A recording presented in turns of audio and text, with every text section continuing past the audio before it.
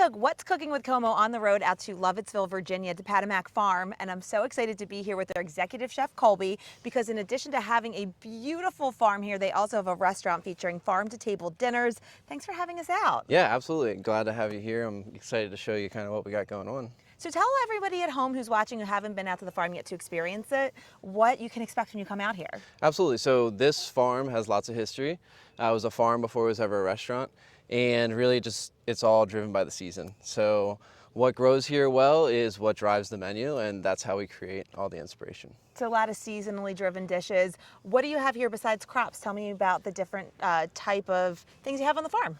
Yeah, so we also have a giant property that lots of wild things grow as well, herbs and different things that grow in the woods as well. But like you said, crops too. We got all kinds of different things, and we're just about to hit the season of abundance. So you can feel it in the air. It's a little wet out here, a little overcast, but the rain is really good for the crops, right? Yeah, absolutely, yeah.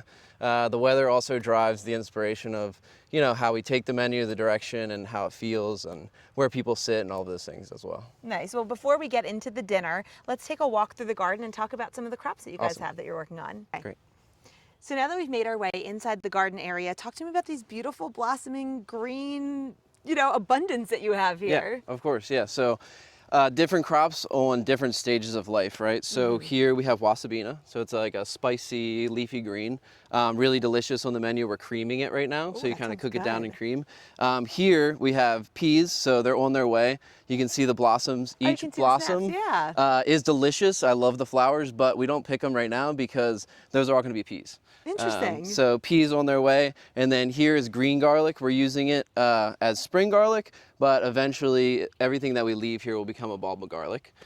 So a couple of different varieties of things here. So everything that we're seeing now is going to be implemented into that farm to table dinner. So everybody who's watching who says, I hear the term farm to table all the time, what does it actually mean when you come to a farm and get to experience a tasting? I think it's important to listen to what you say when you say farm to table. Right. So it starts with the farm. What do other local farms have? What feels right for the season? And then you create the table part, which is the meal and the menu based on those things. So, if we get lots of rain and we have abundance of something, that becomes what you do on the menu. That's great. So you change it seasonally, you change it based on what you have an abundance of on the farm. Do you partner with other local area farms to create these dinners? Absolutely. So we go to the Leesburg Farmers Market. We use that heavily. We use our farm, of course, as well. And then other local farms that deliver here. And we also do animal product from local farms right here in Lovettsville as well. So how many courses do you get to experience for the tasting? So we call it 9 courses, and there will always be kind of like a way that we go about it, and everything in the menu changes frequently, but there's kind of a cadence that we go by that you'll see like a similar experience each time. That's amazing. And when can you make reservations and come out here? Yeah, so you can make reservations online. We're open all year round. Thursday through Sunday, we do the tasting menu. And then we'll sprinkle in events as well. Once in a while, we'll do a brunch-driven dinner, brunch-driven breakfast, and different things like that as well. So walk me through your culinary career because you're the executive chef out here. Is this different than anything you've ever done before in terms of cooking, or is it similar to your whole path? So different and similar. I think I went to culinary school. It was very important that we're using local and seasonal produce. So that's kind of where it all started for me. I moved out to the West Coast and we did very similar cuisine. When I was in California, I worked at a farm to table restaurant as well. They had their own farm. So this is kind of like a mini version of what we had done there. So it's very familiar to me, and I'm just kind of continuing the path and trying to push the industry in the right direction. Well, I usually start every episode with the same question, but I worked it into the middle because I was so excited to be on location, surrounded by nature. What is your favorite dish? What do you like to eat? What's your favorite meal? So it's a hard question for any chef, I think, but it's an unfair question. Yeah, your favorite dish, it's for us, we change constantly. So, if I kind of looked at our menu right now, I'm a Marylander at heart. That's where I'm originally from. We have a crab onigiri. Ooh. So it's kind of based on a casual rice snack in Japan, and we're doing our own kind of like farm play on it. So lots of ramps in there that are growing in the wild, and then we have Maryland blue crab. So I think that potentially is one of my favorite dishes right now, but I love them all. I kind of they're all very different, so I like different things about each one. Well, for everybody at home who's listening, not watching, to set the scene out here, it's just beautiful rolling green hills, overcast sky. You can feel the moisture in the air from the rain. It's probably going to start raining again. And I'm looking at all of these gardens, and I'm so excited to see them transformed into actual dishes and meals. So I'm excited we're going to experience this farm to table dinner. So I think we need to take all our viewers on that journey as well. Absolutely. Yeah, I'm excited to serve you. Yeah. Okay, first and foremost, I want to say good evening, ladies, and welcome to Patowmack Farm. My name is John, and I will be your server this evening. Have you all dined with us before? No, it's our first time. Fantastic. So we're going to go on a 9-course journey together. Our restaurant is owned and operated by a single proprietor. Her name is Beverly Morton Billand, and she started this farm over 30 years ago. She was one of the first certified organic restaurants in the entire state of Virginia. And this is before it became trendy to be organic. If you look at your menus, we went ahead and monogrammed the menus for you tonight. It's beautiful. Thank you. We love them. And this is a 9-course menu that will include a 3-course dessert. It has been put together by our executive chef. His name is Colby. And Colby's been with us for just about 3 years. He started as our sous chef and was promoted to executive chef. And what you'll want to know is Colby studied with 2 Japanese chefs. So we are earth to table or farm to table with a Japanese influence. Last but not least, ladies, I just want to bring your attention to the name of the establishment, Padmak. It's actually the Native American pronunciation for Potomac River.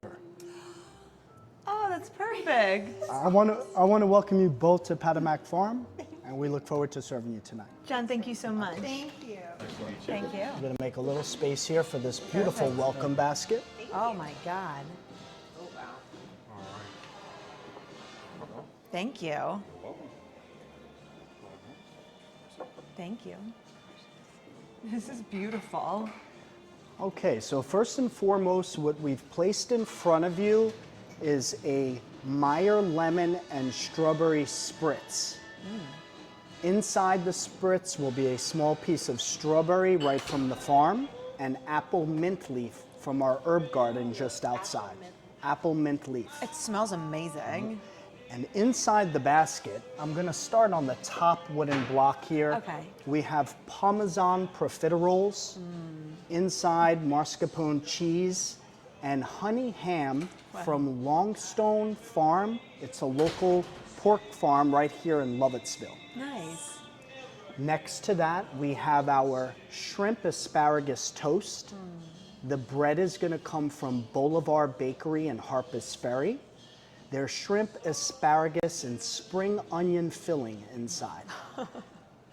Inside the lower level of the basket, we have confit beets with George's Mill goat cheese. That's a local goat farm just down the road. We work hand in hand with them throughout the year.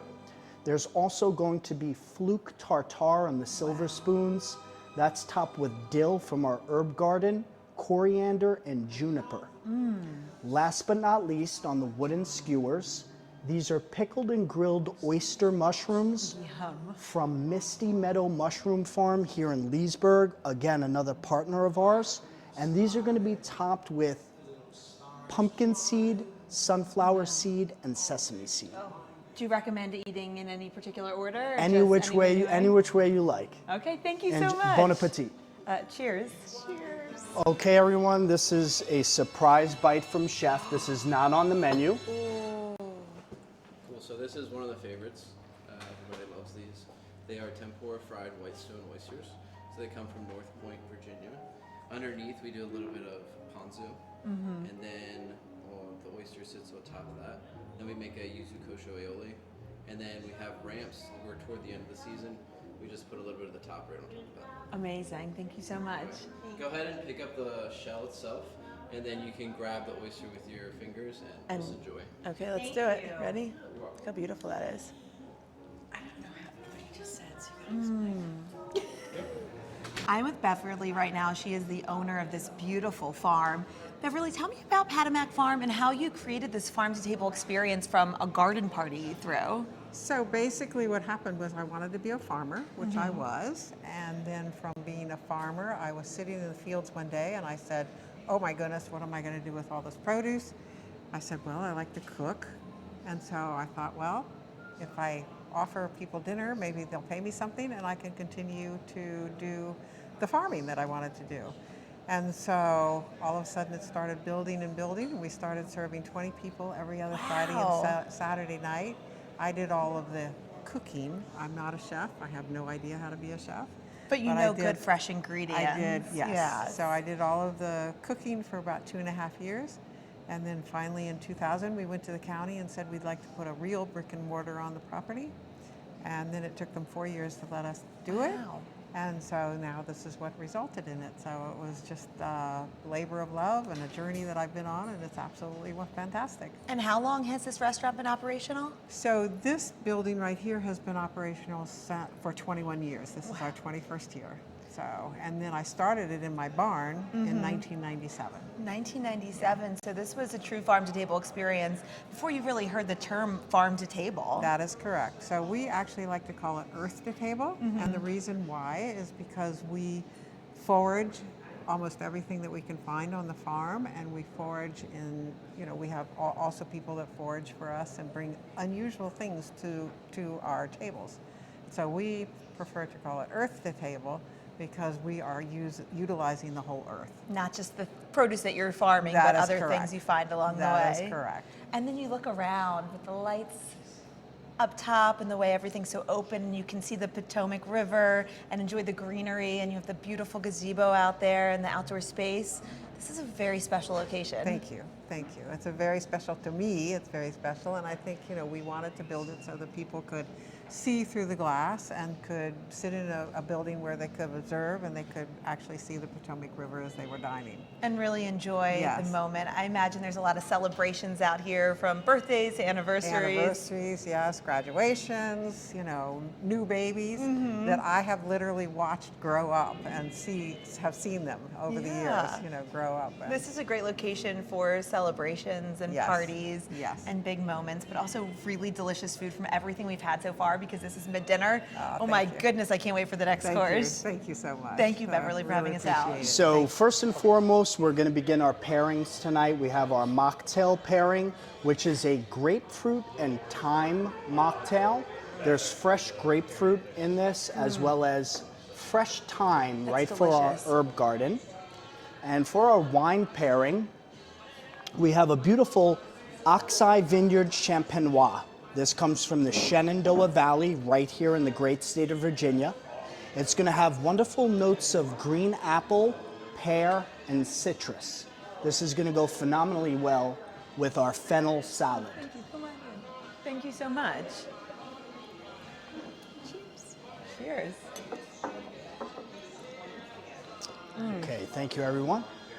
So this is our fennel salad. There's going to be fennel done a bunch of different ways. We have fresh fennel, grilled fennel, fennel foam, and fennel gel. Wow. Fennel foam, yes. It's beautiful. Isn't that lovely? There's beautiful greens in there right from our greenhouse here on the property. There's Easter egg radish, as well as snap peas. There's amazing. a bacon lardone vinaigrette. And the bacon is going to come from Longstone Farm, again, the local pork farm here in Lovettsville. There's a pickled kohlrabi. That's the rolled white flour-looking item in the dish. Right.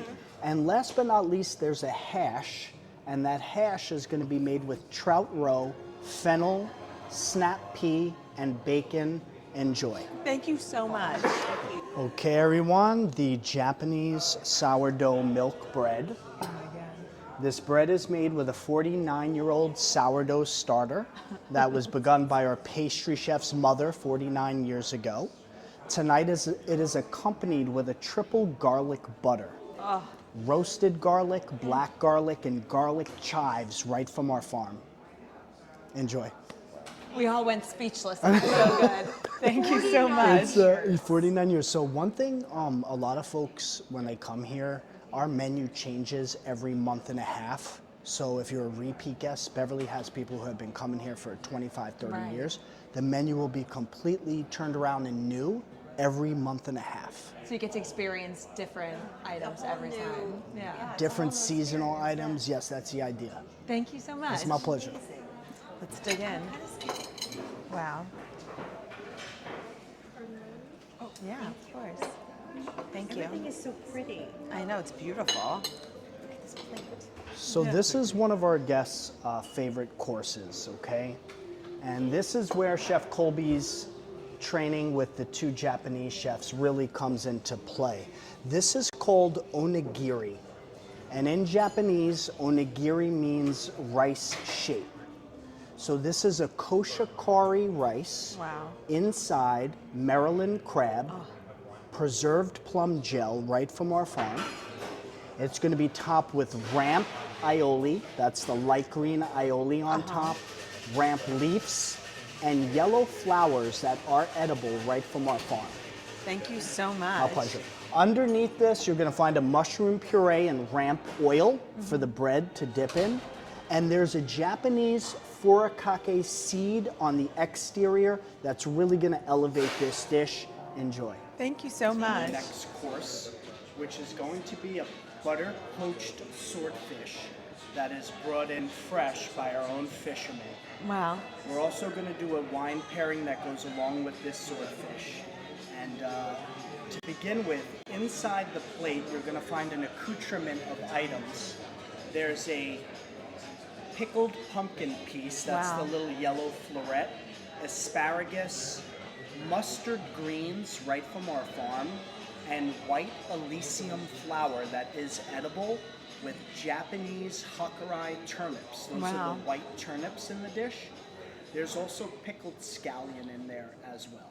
Thank you. In the center of the table here, I just want you all to have a good look at this. Yeah.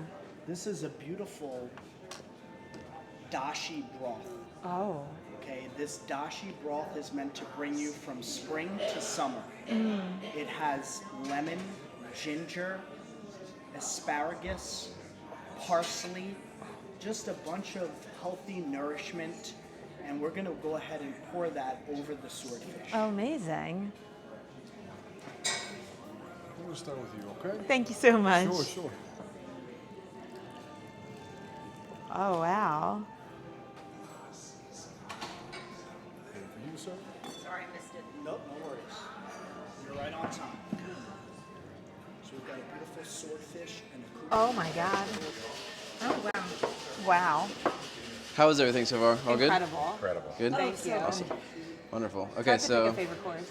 this is our last savory course. Uh-huh. It's Shenandoah lamb. So we work with a specialty purveyor. They source from small farms in Pennsylvania, Maryland, and Virginia. And this is the lamb loin, and we also have the lamb shank. So I'll just start in the center of your table. Those are gyros. So it's kind of a play on like a street gyro. And what we did was we braised and smoked the lamb shank, put that on the little mini pita, and then we made cucumber tzatziki with local cucumbers, some farm lettuces, and that's a side bite. Everybody gets one.